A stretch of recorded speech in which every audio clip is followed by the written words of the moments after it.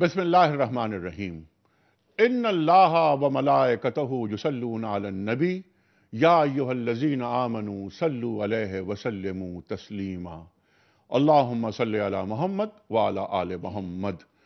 محترم خواتین و حضرات، پیام صبح کے ساتھ ایک بار پھر حاضر میں ہوں آپ کا میزبان انیق احمد۔ آج پیام صبح میں ہم ایک بہت اہم، بہت حساس اور ایک ایسا موضوع ڈسکس کریں گے، اس پر گفتگو کریں گے کہ جو آج کل ہمارے جو روزمرہ کے واقعات ہیں اور جو روزمرہ کے معاملات ہیں ان میں یہ مسئلہ جگہ بناتا جا رہا ہے جو کہ نہیں بنانا چاہیے۔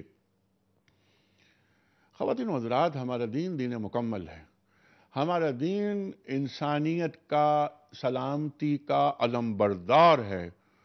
اس پر بے پناہ گفتگو ہو چکی ہے اور ہم بارہا اس پر گفتگو کرتے رہتے ہیں۔ ہم تو اسلام کی بات کرتے ہیں تو اسلام سلامتی سے زیادہ کس کا دعوے دار ہوگا، اور اسلام سے بڑا کون دعوے دار ہے سلامتی کا، محبت کا، اخوت کا، احترام انسانیت کا، عدل کا، انصاف کا؟ اس کے باوجود کبھی کبھار ہمارے معاشروں میں، پاکستان کے مختلف معاشروں میں کچھ عجیب اور بدنما واقعات رونما ہو جاتے ہیں۔ مثلا پچھلے دنوں بادامی باغ میں ایک جوزف کالونی ہے، ہمارے مسیحی بھائی، ان کی بستی، اسے کچھ مسلمانوں نے جلا دیا۔ خواتین و حضرات، کیا کسی کے گھر کو جلایا جا سکتا ہے؟ کیا ہمارا دین اجازت دیتا ہے اس بات کی، اس کام کی، اس مکروہ فعل کی؟ خواتین و حضرات، قطعاً نہیں، قطعاً نہیں۔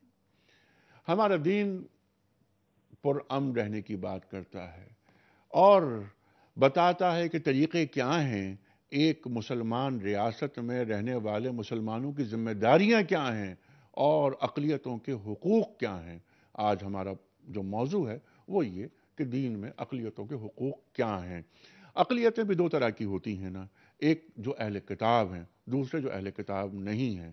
خواتین و حضرات، ہم یہ بھی سوال رکھیں گے اپنے جید علماء کے سامنے کہ کیا اقلیتی جو امور ہوتے ہیں اور جو مسائل ہوتے ہیں ان کے تعلق سے اہل کتاب کی جانب رویہ ہمارا کچھ اور ہوگا اور غیر اہل کتاب کی جانب کچھ اور ہوگا؟ کیا کسی مسلمان ریاست میں قوت نافذہ یا کوئی بڑا عہدہ کسی غیر مسلم کو دیا جا سکتا ہے؟ خواتین و حضرات، ہم یہ بھی سوال رکھیں گے مثلا کہ ایک پرسنل لا ہوتا ہے، ایک ہوتا ہے حکومت کا قانون، تو غیر مسلم افراد جو کسی مسلمان ریاست میں رہتے ہیں ان کا جو پرسنل لا ہوگا وہ کون سا ہوگا؟ اور خاص طور پہ وہ ممالک، مسلمان ممالک جہاں پر شریعت محمدی صلی اللہ علیہ وآلہ وسلم نافذ نہیں ہے، تو وہاں کون سا لا اپلائی کیا جائے گا؟ اور آخری بات یہ کہ یہ جوزف کالونی والے واقعات کیوں نمودار ہوتے ہیں؟ تفصیل سے بات کریں گے۔ ہمارے ساتھ جید علماء موجود ہیں دنیا ٹی وی کے کراچی اسٹوڈیوز میں، اور کوشش یہ کریں گے ہم کہ ہمارے ساتھ ٹیلی فون لائن پر بشپ اعجاز عنایت صاحب، ڈاکٹر اعجاز عنایت صاحب، وہ ٹیلی فون پر آئیں اور ہمارے ساتھ ہوں گے ایک پنڈت۔ انشاءاللہ تعالیٰ کچھ دیر بعد ہم انہیں ٹیلی فون پہ لے لیں گے۔ پروگرام کا آغاز ہم کرتے ہیں اللہ تعالیٰ کے بابرکت کلام سے، اور تلاوت قرآن کریم کا شرف میں حاصل کرتا ہوں۔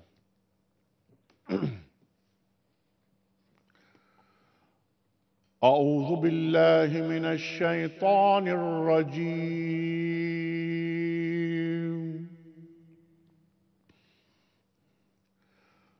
بسم اللہ الرحمن الرحیم۔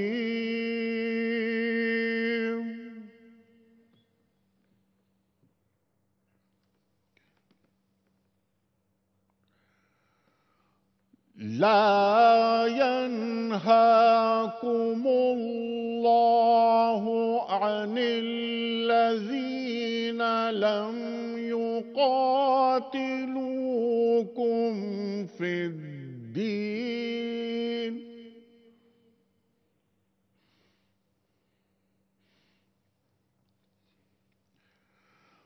ولم يخرجوكم دياركم أن تبروهم وتقسطوا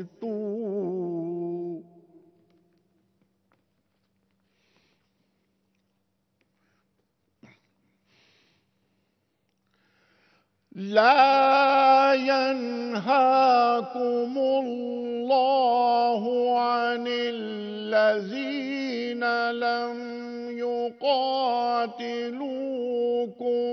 في الدين ولم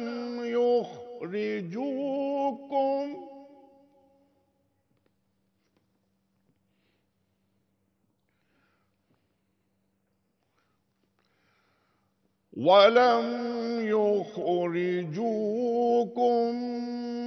من دياركم أن تبروهم وتقسطوا إليهم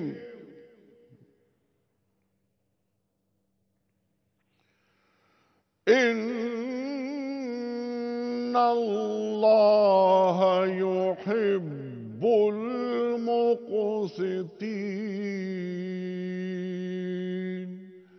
صدق الله العظیم۔ خواتین و حضرات، یہ جو آیت مبارکہ تلاوت کرنے کا شرف میں نے حاصل کیا، یہ ہے سورہ ممتحنہ کی آیت نمبر 8۔ اللہ تعالیٰ فرما رہا ہے کہ اللہ تم کو ان لوگوں کے ساتھ احسان اور انصاف کا برتاؤ کرنے سے منع نہیں کرتا جو تم سے دین کے بارے میں نہیں لڑے اور تم کو تمہارے گھروں سے نہیں نکالا۔ اللہ تعالیٰ انصاف کا برتاؤ کرنے والوں سے محبت رکھتا ہے۔ صدق اللہ العظیم۔ خواتین و حضرات، آج کا موضوع دین میں اقلیتوں کے حقوق۔ تشریف فرما ہے محترم حافظ محمد سلفی صاحب، ممتاز عالم دین۔ کون آپ سے واقف نہیں، ہمارے ملک کا بہت مقبول اور معروف نام، اور ایک اور بہت مقبول اور معروف نام خواتین و حضرات پیام صبح میں تشریف لاتے ہیں اور ہم ہمیشہ آپ سے سیکھتے ہیں، محترم علامہ سید حسن ظفر نقوی صاحب۔ خواتین و حضرات، اس سے پہلے کہ میں کوئز کا سوال رکھوں آپ کے سامنے اور اس موضوع سے متعلق پہلا سوال پیش کروں سلفی صاحب کے سامنے، میں سلفی صاحب سے گزارش کروں گا کہ اس موضوع کے حوالے سے حدیث رسول مقبول صلی اللہ علیہ وآلہ وسلم کوئی عطا فرمائیں کہ جو اقلیتوں کے حقوق کے تعلق سے اللہ کے رسول صلی اللہ علیہ وسلم فرماتے ہیں۔ بسم اللہ والصلاة والسلام علی رسول اللہ وبعد۔ اس آیت کریمہ میں جو واضح طور پر فرمان الہی ہے اس کی تفصیل پروگرام میں آئے گی، ٹھیک، لیکن آپ کا حکم ہے اس کی مناسبت سے فرمان محمد مصطفیٰ صلی اللہ علیہ صلی وآلہ اللہ علیہ وسلم، لہذا آپ نے فرمایا جس کسی نے غیر مسلم معاہد کو قتل کر دیا تو وہ جنت کی خوشبو بھی نہ پا سکے گا جو کہ 40 سال کی مسافت سے سونگھی جا سکتی ہے۔ سبحان اللہ۔ اتنی دوری، اتنا بعد، اور اللہ کی رحمت سے اتنا دھتکارا ہوا کہ اسے کسی حیثیت میں بھی جنت کا قرب اور خوشبو بھی نصیب نہ ہو پائے گا۔ تو پتہ چلا کہ ہمارے کتاب الہی قرآن پاک اور فرمان نبوی محمد مصطفیٰ صلی اللہ علیہ وسلم غیر مسلموں کے بارے میں ہمیں اتنا متنبہ فرما رہے ہیں کہ ہرگز کبھی ایسی حرکت نہ کر پانا کہ جس سے رحمت الہی سے دھتکار دیے جاؤ، ٹھیک ہے، اور جو مقصد حیات انسانی ہے حصول جنت، اس سے بھی تم راندہ درگاہ ہو جاؤ۔ سبحان اللہ، سبحان اللہ۔ اور یہ فرمان ہے وجہ وجود کائنات محمد مصطفیٰ احمد مصطفیٰ صلی اللہ علیہ وسلم کا، جس نے کسی غیر مسلم کو قتل کیا وہ جنت کی خوشبو ہی نہیں سونگھ سکتا۔ ٹھیک، خواتین و حضرات، اس سے پہلے کہ ہم اپنے موضوع پر گفتگو کا آغاز کریں، کوئز کے سلسلے میں کل پوچھے گئے سوال کا درست جواب اور آج کا سوال۔ کل سوال ہم نے یہ پوچھا تھا کہ خلفائے راشدین میں سے کس کے دور میں سب سے زیادہ فتوحات ہوئیں؟ صحیح جواب حضرت عمر فاروق رضی اللہ تعالی عنہ۔ آج کا سوال نوٹ فرما لیجئے کہ حج زندگی میں کتنی مرتبہ فرض ہے؟ حج زندگی میں کتنی مرتبہ فرض ہے؟ 1 مرتبہ، 2 مرتبہ یا 3 مرتبہ؟ صحیح جواب روانہ فرمانے کے لیے ہمارے فون نمبرز ہیں 021343000981 اور 982، ہمارا ای میل ایڈریس ps@duniatv.tv اور ہمارا SMS کا نمبر 3031۔ سلفی صاحب، سبحان اللہ، آپ نے کیا فرمانے رسول کریم صلی اللہ علیہ وسلم آپ نے عطا فرمایا۔ میں چاہتا ہوں کہ گفتگو کا آغاز آپ کریں۔ دین اقلیتوں کے حقوق کے تعلق سے کیا تعلیم کرتا ہے؟ بنیادی بات یہ سمجھ لینے کی ہے کہ کسی بھی انسان کی زندگی میں اس کا عقیدہ، اس کا دین اور اس کا مذہب، اس کی معیشت، اس کی معاشرت اور اس کی زندگی کے ہر مرحلے سے زیادہ قیمتی ہوا کرتا ہے۔ سبحان اللہ۔ لہذا جب اس معاملے میں قرآن پاک نے واضح طور پر یہ ارشاد فرما دیا کہ لا اکراہ فی الدین ٹھیک۔ قد تبین الرشد من الغی فمن یکفر بالطاغوت ویؤمن باللہ فقد استمسک بالعروۃ الوثقی لا انفصام لها واللہ سمیع علیم۔ ٹھیک۔ دین کے معاملے میں کوئی زبردستی نہیں ہوگی۔ ٹھیک۔ حق اور ناحق دونوں واضح کر دیے گئے ہیں۔ ٹھیک۔ جو حق کو چمٹ کر پکڑ لے گا اس نے گویا کہ اپنا رشتہ اللہ سے باندھ لیا۔ تو پتہ چلا کہ غیر مسلموں کے اوپر بھی نہ تو دین کے معاملے میں نہ دنیا کے معاملے میں کوئی زبردستی مسلط نہیں کی جائے گی۔ ٹھیک ہے، ان کو اپنی عبادت گاہوں میں جانے کا مکمل اختیار۔ علامہ صاحب، اور وہ اگر وہ مسیحی بھائی ہیں ہمارے تو ان کو اپنے علاقوں میں ناقوس بجانے کی اجازت ہمیں دین دیتا ہے، جو ہم پڑھتے ہیں کتابوں میں۔ صلیب بلند کرنے کی اجازت دیتا ہے دین ہمارا۔ ہم یہ دیکھتے ہیں کہ ہمارے اسلاف میں حکومتی عہدوں پر بھی غیر مسلم رکھے گئے۔ یعنی کیسا ایک اپنائیت کی بات ہے، انڈرسٹینڈنگ کی بات ہے۔ قرآن کریم ارشاد فرما رہا ہے کہ تعالوا الی کلمۃ سواء بیننا وبینکم الا نعبد الا اللہ، اور اپنے کردار سے انہیں بتایا جائے۔ پھر یہ واقعات جوزف کالونی والے، علامہ صاحب۔ بسم اللہ الرحمن الرحیم۔ دیکھیے، بہت واضح سی بات ہے کہ جس آیت کریمہ کی تلاوت فرمائی سلفی صاحب نے، قد تبین الرشد من الغی، حق اور باطل واضح ہو گیا، سامنے آ گیا۔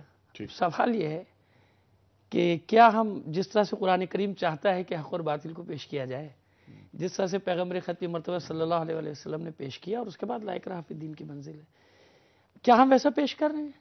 دیکھیے، سب سے بڑی بات، 2 چیزیں یہاں پہ بات کو آگے بڑھانے کے لیے ان کے مقدمہ قائم کرنا چاہ رہا ہوں، پھر اسی پر آگے بڑھائیں گے۔ قرآن مجید میں ایک بہت بڑا رشتہ بیان ہوا، انا خلقناکم من ذکر و انثی وجعلناکم شعوبا وقبائل لتعارفوا۔ یہاں یہ ذکر ہوا کہ ہم نے تم کو ایک مرد اور ایک عورت سے پیدا کیا، آدم اور حوا سے۔ کیوں؟ جہاں تمہارا مذہب الگ ہو جائے، زبان الگ ہو جائے، ملک الگ ہو جائے، سرحدیں الگ ہو جائیں، تو اتنا تو سوچو کہ تم ایک آدم اور حوا کی اولاد ہو، تم ایک مرد اور عورت کی اولاد ہو۔ یعنی قرآن مجید ان رشتوں کا احترام چاہتا ہے۔ پروردگار عالم نے جو نام دیے ہیں بنی آدم کو، کیا نام دیے ہیں؟ یا ایھا الانسان، یا ایھا المسلمون، یا ایھا المومن۔ انسان کہا، مسلم کہا، مومن کہا۔ ان تینوں ناموں میں آپ دیکھیے قدر مشترک کیا ہے؟ انس، محبت، پیار، سلامتی، امن۔ قرآن مجید تو یہ تعلیم دے رہا ہے۔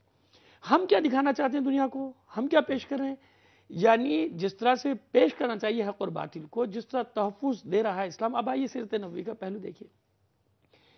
پہلے مرحلے میں پیغمبر ختم مرتبہ صلی اللہ علیہ وآلہ وسلم یہودیوں کو نہیں نکالا۔ میثاق مدینہ کس بات کی دلیل ہے؟ کہ امن سے رہو، تم امن سے رہو گے، ہم بھی امن سے رہیں گے۔ مخالفتیں ادھر سے کی گئیں۔ لشکر بھیجتے ہیں تو لشکر کو یہ آپ واضح طور پہ احکام دیتے ہیں، خبردار ان کے گھروں کو نہ جلانا، ان کی کھیتیوں کو نہ اجاڑنا، ان کے بوڑھوں کو نہ مارنا، ان کے اسیروں کو قتل نہ کرنا، ان کے عورتوں بچوں پہ ہاتھ نہ اٹھانا۔ ہجرت ہو رہی ہے حبشہ کی جانب۔ جی، جناب جعفر طیار علیہ السلام خود چلے گئے، جناب جعفر طیار۔ اچھا، اب میں جو بات عرض کرنا چاہ رہا ہوں کہ دیکھیے یہ کتنے شرم کی بات ہے۔ میں چند سال پہلے کی بات بتا رہا ہوں کہ یہ پاکستان اقلیتوں کے لحاظ سے ایک اتنا پرامن ترین شہر تھا کہ مجھے یاد ہے میرے بچپن میں 1-2 بار کرفیو لگتا تھا تو حتیٰ کہ وہ جو آبادیاں تھیں وہ ہم سے بھی امن میں رہتی تھی، دوسرے مسلمانوں سے بھی، اور پولیس اور فوج میں ان کو کچھ نہیں کہتی تھی کہ یہ تو اقلیت ہے. یعنی ہم واقعی ایک محافظ بن کے ان کی حفاظت کرتے تھے. ہماری کلاس میں کوئی ایک دو ہوتے تھے غیر مسلم تو ہم ان کی بھی حفاظت، یعنی ان سے محبت کا اظہار کرتے تھے کہ ہمارے بھائی. یہ جو شرمناک واقعات ہوئے ہیں، اگر کسی فرض کر لیں، اول تو وہ ساری وہ آ جاتی ہیں باتیں کہ کس طرح ایک چھوٹا سا واقعہ پہ کر کے اور یہ سب ڈرامہ رچایا جاتا ہے، آ چکی ہیں باتیں. لیکن اگر کسی ایک نے کیا بھی اسلام، پاکستان کا قانون، دنیا کو کوئی قانون کہتا ہے کہ اس کے ساتھ یہ سلوک کیا جائے کہ ان کی بستیوں کو جلا دیا ہے، ان کی عورتیں رو رہی ہیں، ان کی آہیں عرش سے نہیں ٹکرائیں گی، یہ مجھے زیب دیتا ہے کہ میں نعرہ تکبیر اللہ اکبر لگا کے اور ان پہ ٹوٹ پڑوں جو میرے حفاظت، جن کو مجھے حفاظت میری ذمہ داری کہ ان کی حفاظت کروں. نقوی صاحب، ایک پروگرام میں ہم نے آپ کی اس بات پر جملہ یاد آیا کہ میں نے ایک پروگرام میں یہ عرض کیا تھا کہ جوزف کالونی کے مکانات کے جلنے والے اور اٹھنے والے دھوئیں نے ہمارے چہروں پر کالک مل دی. بالکل، اس میں کوئی دو کلام نہیں، کوئی دو رائے نہیں. اور ایک مسلمان کا کام یہ ہے کہ وہ سلامتی کی بات کرے، میرے ہاتھ اور میری زبان سے سامنے والا محفوظ رہے. کمزور پر ہاتھ اٹھانے والا کبھی بہادر نہیں ہوتا، کبھی بہادر نہیں ہوتا. کبھی اور بہادر اقلیتوں کو تحفظ فراہم کرنا ہماری دینی ذمہ داری ہے. بالکل پہلی ذمہ داری. اچھا، علامہ صاحب اور سلفی صاحب اس وقت ہمارے ساتھ ٹیلی فون لائن پر ہیں بشپ ڈاکٹر اعجاز عنایت صاحب. جناب والا ڈاکٹر صاحب. جی جی جی جی السلام علیکم. وعلیکم السلام. کیسے مزاج ہیں آپ کے؟ ٹھیک ٹھاک ہیں؟ میں خدا تعالیٰ کا شکر ہے میں ٹھیک ہوں. ٹھیک. آج کیسے ہیں؟ میں اللہ کا شکر ہے بہت اچھا ہوں. آج مجھے یاد آ رہا ہے کہ تقریباً کوئی 10 برس کے بعد آپ کو میں ریکارڈ کر رہا ہوں. ہاں جی ہاں جی ہاں جی. ٹھیک ہے، تقریباً 10 برس گزر گئے. جی جی بہت لمبا عرصہ ہو گیا. لمبا عرصہ ہو گیا. اچھا ڈاکٹر صاحب، یہ فرمائیے کہ جیسے آپ نے گفتگو ٹیلی فون پہ بھی سنی بھی ہوگی، ہماری جو گفتگو پروگرام میں ہو رہی ہے، ہمارے جید علماء کرام تشریف فرما ہے اور یہ فرما رہے ہیں کہ ہمارا دین اجازت نہیں دیتا کسی بھی غیر مسلم پہ ہاتھ اٹھانے کی، زبان سے تکلیف پہنچانے کی. آپ جنم سے رہ رہے ہیں پاکستان میں. پاکستان میں مسلمانوں کی اکثریت ہے. کیا آپ یہ سمجھتے ہیں کہ پاکستان میں آپ کو اپنے جو دینی آپ کی جو مصروفیات ہیں اور جو دینی فرائض ہیں اس کو ادا کرنے میں کسی بھی قسم کی کوئی قباحت نہیں؟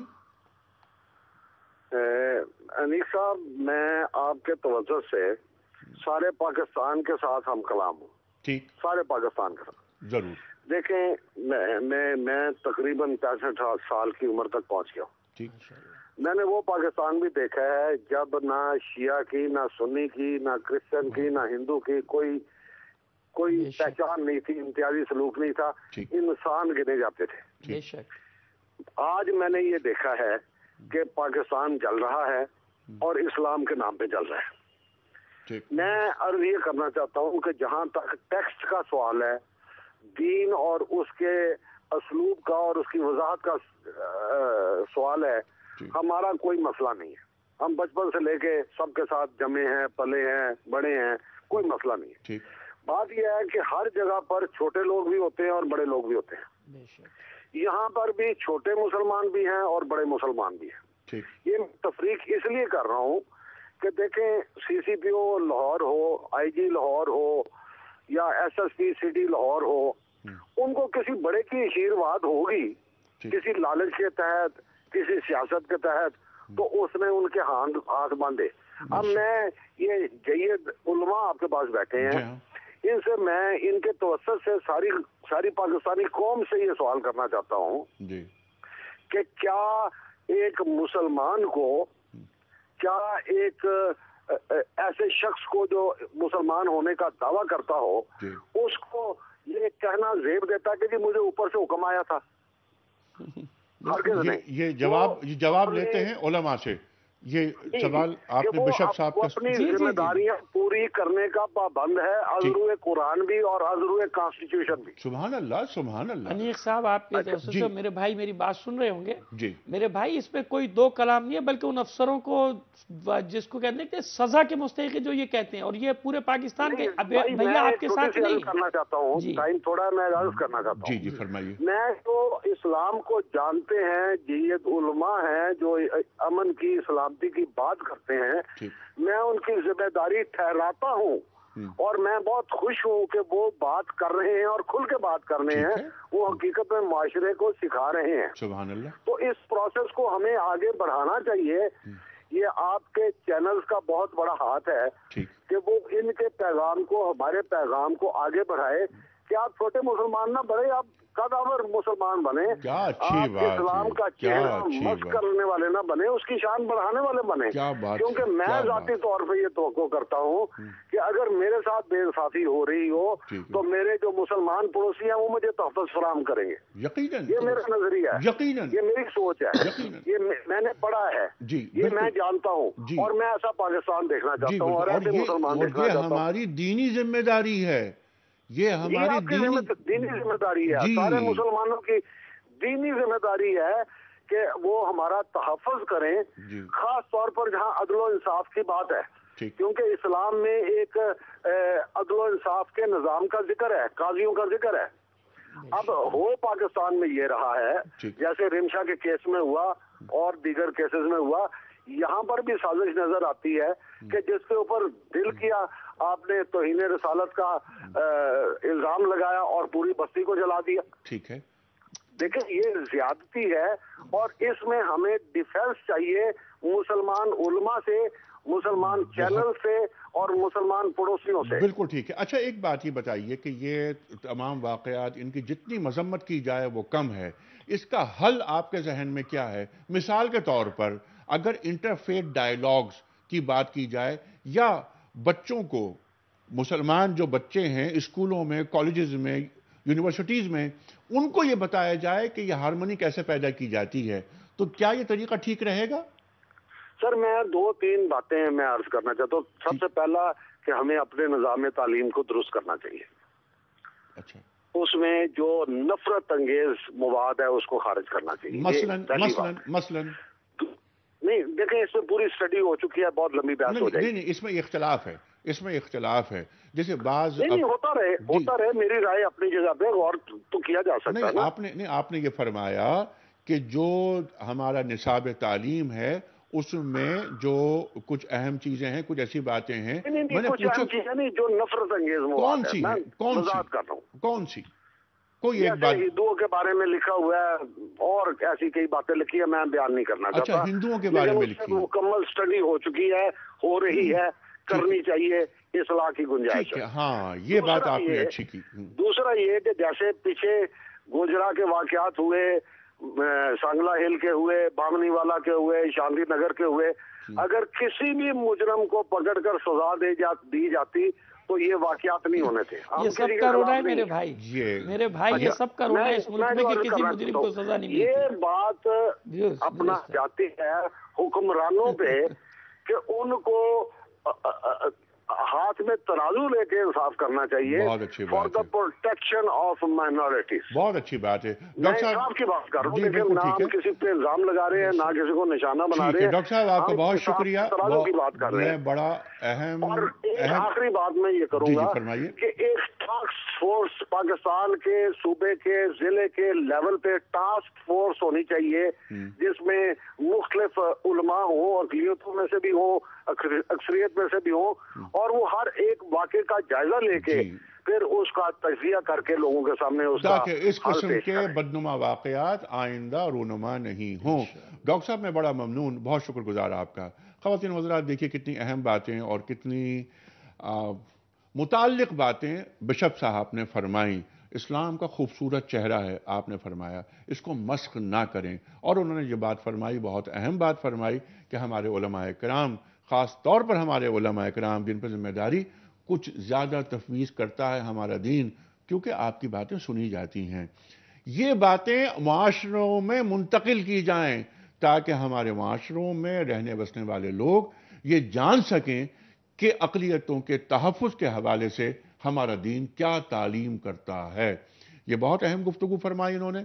اس وقت ہم جا رہے ہیں بریک کے جانب، واپس آئیں گے، آپ کے سوالات ہوں گے اور انشاءاللہ تعالی ہمارے ساتھ ہوں گے پنڈت شام لال شرما صاحب ٹیلی فون لائن پر. خواتین حضرات چھوٹا سا بریک.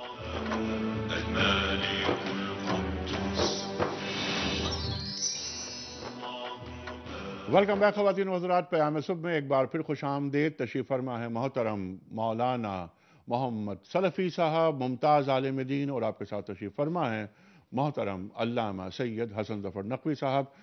سب آپ سے واقف ہیں، ہمارے ملک کا بہت محبوب، مقبول اور معروف نام۔ آج پیام صبح کا موضوع دین میں اقلیتوں کے حقوق۔ خواتین و حضرات، بہت ساری باتیں سامنے آئیں، بشپ صاحب بھی ہم سے بات کر رہے تھے، انہوں نے بھی کچھ ایشوز اٹھائے اور بہت اچھی بات فرمائی بشپ صاحب نے، جو مجھے بے پناہ پسند آئی کہ اسلام کا چہرہ بہت خوبصورت ہے، کچھ لوگ اس چہرے کو مسخ کر دیتے ہیں۔ پھر انہوں نے فرمایا کہ انصاف نہیں ملتا، دیگر شعبوں میں انصاف کہاں مل رہا ہے لوگوں کو؟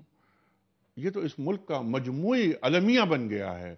خواتین و حضرات، سرکار دو عالم صلی اللہ علیہ وآلہ وسلم فرماتے ہیں کہ جس نے کسی غیر مسلم کو قتل کیا وہ جنت کی خوشبو سونگھ نہیں سکتا۔ اللہ اکبر، اللہ اکبر۔ خواتین و حضرات، بات کریں گے تفصیل کے ساتھ اقلیتوں کو حقوق کیا کیا فراہم کر رہا ہے دین، اور ہماری دینی ذمہ داری کیا ہے۔ اگر وہ ذمہ ہیں تو ان کی ذمہ داری ہمارے ذمہ ہے، کیونکہ وہ زکوٰۃ نہیں دیتے، وہ ایک ٹیکس دیتے ہیں۔ ذمہ کے حوالے سے بات میں کروں، مجھے ایک چھوٹا سا واقعہ یاد آیا کہ خلیفہ دوم حضرت عمر فاروق رضی اللہ تعالیٰ عنہ بازار سے گزر رہے ہیں، دیکھا کہ ایک فقیر، یہودی فقیر، وہ بھیک مانگ رہا ہے۔ آپ نے اسے دیکھا اور اس کا جو ٹیکس تھا، اس کا جو جزیہ جسے ہم کہتے ہیں، وہ جزیہ معاف کر دیا، معاف فرما دیا۔ پروٹیکشن، تحفظ فراہم کرتا ہے دین۔ اس کی وجہ یہ بھی کہ اخلاق ایسے پیدا کیے جائیں کہ جو غیر مسلم ہیں ان کو ایک کشش پیدا ہو اسلام قبول کرنے کی طرف، انہیں یہ بتایا جائے کہ آپ تبدیل مذہب نہیں کر رہے بلکہ آپ تکمیل مذہب کر رہے ہیں۔ ہمارا دین وہ دین ہے جو اقلیتوں کے حوالے سے انتہائی نرمی کے مظاہرے کا مطالبہ کرتا ہے۔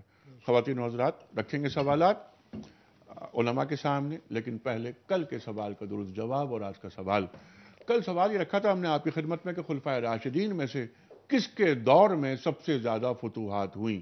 صحیح جواب حضرت عمر فاروق رضی اللہ تعالی عنہ۔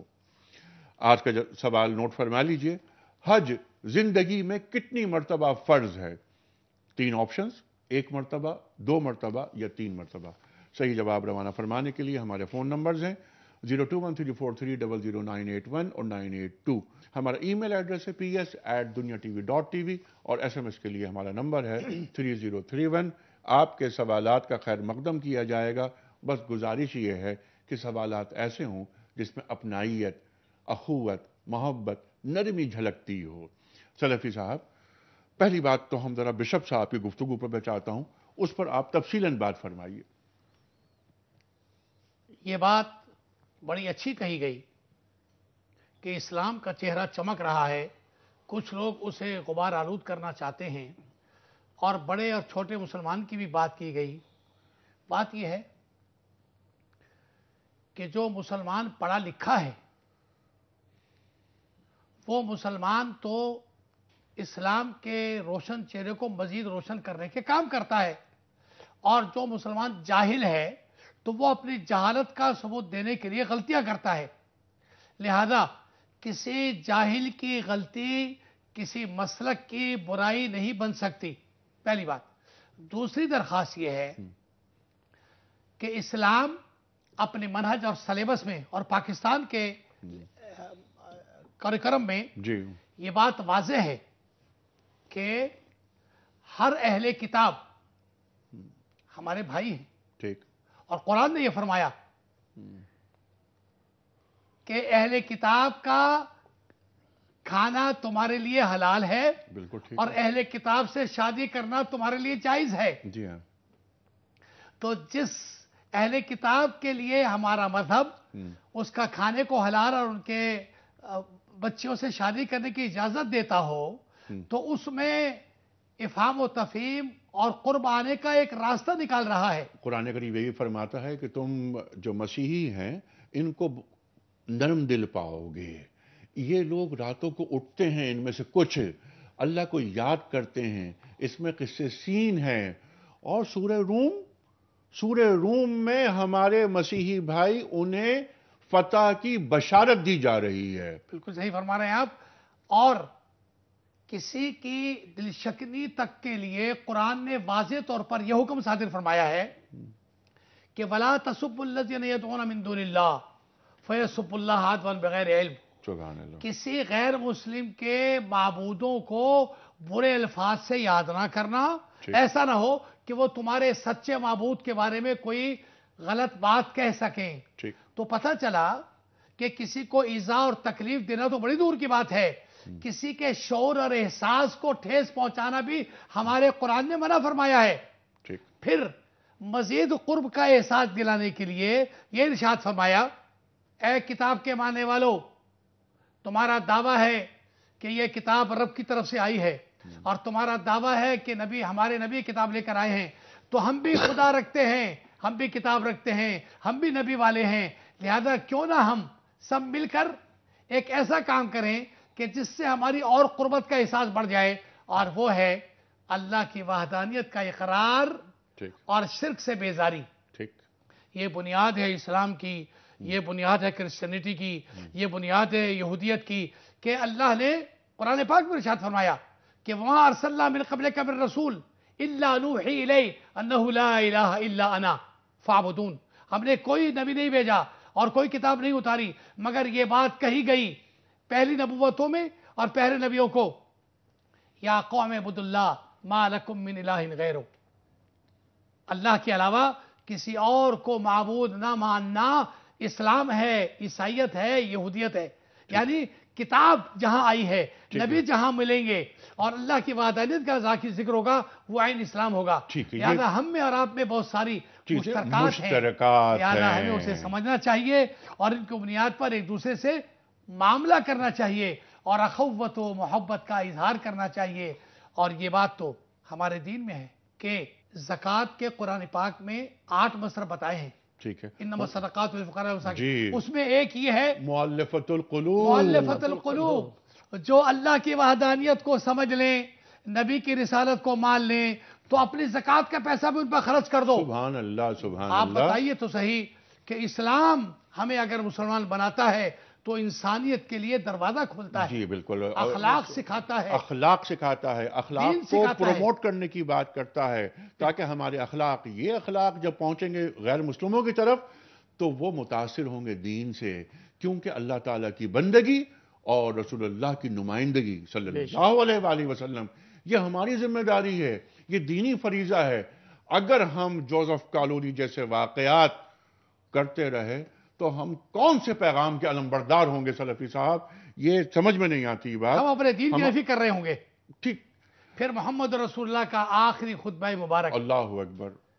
لوگو، تم سب آدم کی اولاد ہو اور آدم کو مٹی سے بنایا گیا ہے، لہذا کسی کو کسی پر کوئی فضیلت نہیں. ٹھیک ہے. الا بالتقوی. جی ہاں، مگر جو توحید کو مان لے اور رسالت کی طرف آ جائے وہ سب سے اچھا ہے. اور جو تقوی میں برتر ہے، اِنَّ اَكْرَمَكُمْ عِنْدَ اللَّهِ أَتْقَاكُمْ، قرآن کریم نے بیان فرما دیا. خواتین و حضرات، بریک سے قبل ہمارے ساتھ تھے مسیحی عالم محترم ڈاکٹر اعجاز عنایت صاحب بشپ. اس وقت ٹیلی فون لائن پہ ہمارے ساتھ ایک ہندو عالم موجود ہیں. ان کا نام ہے پنڈت شام لال شرما. شام لال صاحب، میری آواز سن رہے ہیں آپ؟ جی جناب، میں سن رہا ہوں. جی پنڈت صاحب، پہلی بات تو یہ کہ میں بڑا شکر گزار کہ آپ نے ہمیں وقت دیا. دھنیہ واد، مہربانی. اچھا، دوسری چیز میں یہ عرض کر رہا تھا کہ پاکستان میں آپ ایک طویل عرصے سے رہ رہے ہیں، میرا گمان یہ ہے، ایسا ہی ہے؟ جی جی، ایسے آپ طویل عرصے سے رہ رہے ہیں پاکستان میں؟ میں فور فادرز اس زمین پہ رہ رہا ہوں. یہ میری زمین ہے، یہ آپ کی اور ہماری زمین. یہاں ہم صدیوں سے رہ رہے ہیں، پشت بہ پشت ہمارا خاندان نسل یہیں جیا ہے، یہاں ہی ختم ہوا ہے. سبحان اللہ. اچھا، اب میں آپ سے سوال یہ کر رہا ہوں کہ پاکستان ایک اسلامی جمہوریہ پاکستان ہے. پاکستان میں رہتے بستے ہوئے آپ کو ایک صدیاں گزر گئیں اس سرزمین پر قیام کرتے ہوئے. آپ کے آبا و اجداد نے یہاں قیام کیا. آج آپ کو کسی قسم کے کوئی تحفظات تو نہیں ہیں؟ پاکستان میں رہنے بسنے والے جو مسلمان ہیں ان کے تعلق سے کسی قسم کا کوئی آپ کو کوئی گلہ، کوئی شکوہ کہ دینی حوالے سے آپ کو کوئی تنگ تو نہیں کیا جاتا؟ سب سے پہلے میں شکر گزار ہوں آپ کا، جو مجھے آپ نے ٹائم دیا ہے کچھ بولنے کے لیے، کیونکہ میں خود سناتن دھرم ہندوازم سے میرا تعلق ہے اور میں فالو کرتا ہوں شریمد بھگوت گیتا کی، جو ہمارا آخری بک کتاب گیتا ہے۔ جی ہاں، تو ہم تو دیکھو سناتن دھرم صدیوں سے پرانا دھرم ہے، تب کا دھرم ہے جب کوئی دھرم نہیں تھا۔ اس کے بعد پھر ہماری گیتا آئی، وہ بھی 5000 سال پرانی ہے۔ اس میں بھی گیتا میں واضح طور پہ لکھا ہوا ہے اپنے دھرم کی عزت کرو، دوسرے دھرم کا خیال رکھو، کیونکہ دوسرے دھرم بھی اتنا ہی پوتر اور صاف شفاف ہے جس طرح ہمارا اپنا دھرم۔ بہت اچھی بات۔ تو اس سے یہ ہمیں سبق ملتا ہے کہ ہم دوسروں کو بھی عزت کرتے ہیں اور دوسرے دھرم کو بھی ریسپیکٹ کی نگاہوں سے دیکھتے ہیں اور اپنے دھرم کو بھی صحیح قسم کا فالو کرتے ہیں۔ بالکل ٹھیک ہے۔ تو پاکستان میں رہتے ہوئے آپ کو کبھی کبھار جیسے واقعات ہم سننے کو ملتے ہیں، ہمارے نظروں کے سامنے آتے ہیں، مثلاً پچھلے دنوں واقعہ ہوا جوزف کالونی کا، جو مسیحی برادری ہے ہماری، وہ متاثر ہوئی۔ کبھی کبھی انٹیریئر سندھ کے اندر واقعات کچھ نکل کے سامنے آتے ہیں کہ جس میں ہماری جو ہندو برادری ہے انہیں کچھ شکایات پیدا ہو جاتی ہیں پاکستان میں۔ بالکل ہمیں ابھی تک کوئی شکایت نہیں ہوئی ہے، کیونکہ مسلمان بھی ہمارے بھائی ہیں، اتنے بھائی ہیں جتنے ہمارے سگے بھائی ہیں، کیونکہ وہ بڑے خیال کرتے ہیں ہمارے، کیونکہ اسلام میں واضح طور پہ لکھا ہوا ہے کہ غیر مذہب کے لوگوں کو اتنا ہی برابر کا سمجھو جو آپ کے نزدیک رہ رہے ہیں اور آپ کے ہی اپنے سگے جیسے ہیں۔ کیونکہ ہمیں اس لیے بہت کوئی خوف، کوئی ڈر، کوئی ٹینشن نہیں ہوتی یہاں۔ ٹھیک ہے، تو اسی لیے ہم باقی سن رہا تھا جوزف کالونی والا مسئلہ، یہ تو کوئی پری پلان تھا، کوئی اخبار میں جس طرح ہم نے پڑھا، ٹی وی میں دیکھا، یہ زمین کا کوئی مسئلہ ہے یا کوئی اور کچھ مسئلہ ہے، تو وہ پری پلاننگ کے تحت ان کو خالی کرانے کے لیے کوئی ایشو چھوڑا جائے جس سے اور وہ بیچارے پریشان ہو گئے۔ ٹھیک ہے، بالکل۔ آئیے دیکھیے سلفی صاحب یہاں فرما رہے ہیں کہ کوئی مذہب کا مسئلہ نہیں ہے۔ جی شرما صاحب، میں بڑا ممنون ہوں، اور آپ نے یہ بڑی اچھی بات فرمائی کہ مسلمانوں سے کوئی شکایت نہیں، آپ پر امن انداز میں زندگی۔ میرے بڑے علماء جی دوست ہیں، میں خوش ہوتا ہوں، ہمارے مولوی صاحبان ہماری ریسپیکٹ کرتے ہیں اور ہمارے ساتھ بیٹھ کے ہم سے باتیں سنتے ہیں، اور میں تو یہ کہنا چاہ رہا ہوں کہ ہمارا ابھی بھی ٹائم ہے، یہ حالات وغیرہ جو انتہا پسندی وغیرہ جو زور پکڑ رہی ہے، اس سے پہلے کہ ہم اپنے بچوں کو سمجھائیں، کیونکہ ہمارے بچے نئے آنے والے جو ملک کی ڈور باغ سنبھالیں گے، ان کو بھی انہی کلاسوں میں پرائمری سے لے کے نرسری سے لے کے پرائمری تک بتایا جائے دوسرے مذاہب۔ بلکہ اس کے ساتھ ساتھ یہ بھی بتایا جائے ہمارے جو ہندو بھائی ہیں کہ آپ کی کتابوں میں جو کلکی اوتار کے بارے میں لکھا گیا ہے، اس کلکی اوتار بتایا جائے کہ کلکی اوتار کون ہیں۔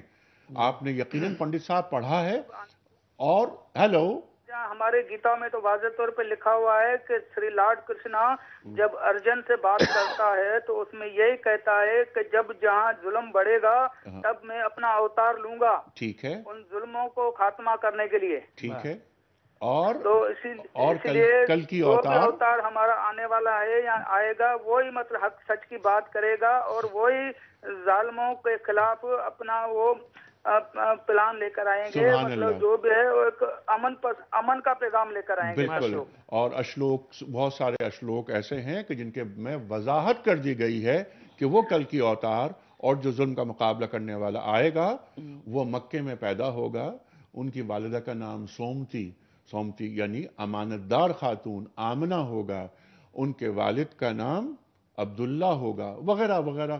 خیر یہ اس وقت وہ محل نہیں ہے کہ اس موضوع پر بات کی جائے، لیکن ہمارے جو غیر مسلم بھائی ہیں انہیں اپنے کردار سے ہمیں یہ بتانا ہے کہ یہی وہ دین ہے جو آخری دین ہے، یہ آخری شریعت ہے، آخری کتاب ہے، اور وہ کردار جو دین کو مطلوب ہے اس مسلمان کو ایسا ہونا چاہیے۔ علامہ صاحب دیکھیں، انہی نے جو پنڈت شام لال شرما صاحب نے جو گفتگو کی، آپ اس میں دیکھیے کہ کتنی سمجھداری سے انہوں نے چیزوں کو الگ الگ کیا، کلاسیفائڈ کیا، طبقہ بندی کی۔ وہ اتنے سمجھدار آدمی کہ اتنا بڑا جو سانحہ ہوا تو اس نے سمجھا کہ یہ پری پلانڈ ہوا ہے، کیونکہ پاکستان میں رہتے ہوئے ان کو صدیاں ہو گئی، ہم جانتے ہیں کہ سندھ کی سرزمین پر جہاں بھی یہ طبقہ ہے جو سمجھدار ہے، باشعور ہے، وہ ان چیزوں کو سمجھتا ہے کہ اچانک نہیں ہوتا، کیونکہ وہی لوگ جو ساتھ رہ رہے ہیں آخر بادامی باغ میں برسوں سے رہ رہے ہیں نا، وہ لوگ جوزف کالونی میں آج تو نہیں رہ رہے، شانتی نگر میں برسوں سے رہ رہے ہیں، ایک صدی دو صدیوں سے لوگ رہ رہے ہیں۔ اس کا مطلب یہ ہوا کہ وہ جو انہوں نے بات کی پری پلان، 2-3 اس کے اہداف ہو سکتے ہیں، ان کا مقامی جھگڑا بھی ہو سکتا ہے جیسے اخبارات میں آیا، کچھ بھی ہو سکتا ہے، مگر اس کے پیچھے بھی ایک ہاتھ ہوتا ہے کہ جس کے ذریعے سے پاکستان جو پہلی مسائل کا شکار ہے، مختلف مسائل کا خود اپنے مکاتب فکر کے یہاں جھگڑے ایک مصیبت مچائے ہوئے ہیں، قیامت انہوں نے آسمان سر پہ اٹھایا ہوا ہے، یہ جو صدیوں سے رہ رہے ہیں، جو اپنے آپ کو کتنا محفوظ خیال کرے سندھ میں۔ دیکھیے جن مسائل کا ہم شکار ہیں انہوں نے تکلف سے کام لیا، میں بتاتا ہوں آپ کو، اندرون سندھ میں انہی مسائل کا ہمارے اہل حنود بھائی بھی شکار ہیں۔ اغوا برائے تاوان روز ان کا ہوتا ہے، ہمارا بھی ہوتا ہے، لیکن وہ سمجھدار آدمی سمجھتے ہیں کہ صرف میرے ساتھ نہیں ہو رہا، مسلمان کے ساتھ بھی ہو رہا ہے۔ مولا عارفان علی بن ابی طالب علیہ السلام اپنے ایک فرمان میں ارشاد فرماتے ہیں کہ دیکھو خبردار لوگوں کے لیے نہیں، غیر مسلموں کے لیے فرماتے ہیں، غیر مسلموں کے لیے تم پھاڑ کھانے والے درندے نہ بن جانا، یاد رکھو کہ یہ 2 قسم کے لوگ ہیں جن میں تم جا رہے ہو عامل بن کر، یا تمہارا دین میں بھائی ہے یا آدم کا اور حوا کا اولاد ہونے میں تمہارا بھائی ہے۔ اگر مسلمان نہیں ہے تو یہ خیال رکھنا کہ تمہارے اور اس کے ماں باپ ایک ہیں، جب ایک ماں باپ کی اولاد ہو، ہم سب ایک ماں باپ کی اولاد، لہذا تمام ادیان میں آپ دیکھیں وحدت فکری کیا ہے، یا فکری وحدت جو جا کے بنتی ہے وہی توحید کی طرف۔ آپ نے کل کی اوتار کا جو ذکر کیا وہی مسیحیت میں عقیدہ موجود ہے، وہی مسلمانوں میں نام بدل گئے۔ اس کا مطلب ہزاروں سال پیچھے جا کر انبیاء کی تعلیمات جو تاریخ کے ساتھ ساتھ مسخ ہوئی، اس نے مسخ کیا۔ محور اور مرکز سب کا ایک ہے، توحید پر لے جاتا ہے ہم کو، اسی عقیدے پر، اسی مہدی موعود عجل اللہ تعالیٰ فرجہ شریف کے ظہور کے اوپر ہم کو لے جاتا ہے۔ تمام ادیان محور فکری ایک ہے۔ ہمیں یہ دیکھنے کی ضرورت ہے آج ہم جو کچھ کر رہے ہیں، یہ جو انتشار پھیلتا جا رہا ہے فکری انتشار، اس نے کیا کیا، ہماری سوسائٹی کو بھی تباہ کر رہی ہے، اور دوسری طرف کوئی غیر مسلم قریب آنے کو کیسے تیار ہوگا جب اس قسم کے واقعات ہوں گے؟ بھی آپ کہتے تو سیرت کی بات ہے، عمل میں آپ بالکل برعکس چلے جاتے۔ ہم جہاں پہ لشکر ہمارا جاتا تھا علماء ساتھ جاتے تھے، اولیاء کرام ساتھ جاتے تھے نا، یہ سب بزرگان کیوں جاتے تھے ساتھ؟ تاکہ یہ تاثر قائم نہ ہو۔